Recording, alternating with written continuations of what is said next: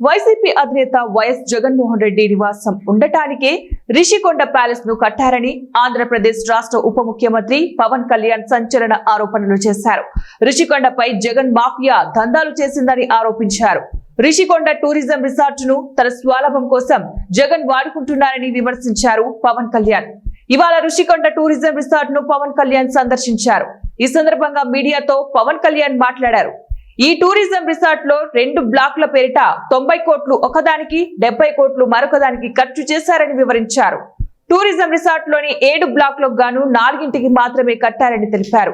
454 కోట్లతో 4 బ్లాక్లను ఖర్చు చేశారని వెల్లడించారు పవన్ కళ్యాణ్. గతంలో తమను రిషికొండకు రానివ్వలేదని, ఎన్నో అడ్డంకులు సృష్టించారని మండిపడ్డారు. గతంలో రిసార్ట్ నుంచి సంవత్సరానికి 7 కోట్ల ఆదాయం టూరిజం శాఖకు వచ్చేదని వెల్లడించారు. ప్రస్తుతం కేవలం కరెంటు బిల్లే సంవత్సరానికి 15 లక్షలు ఖర్చు చేయాల్సి వస్తుందని స్పష్టం చేశారు.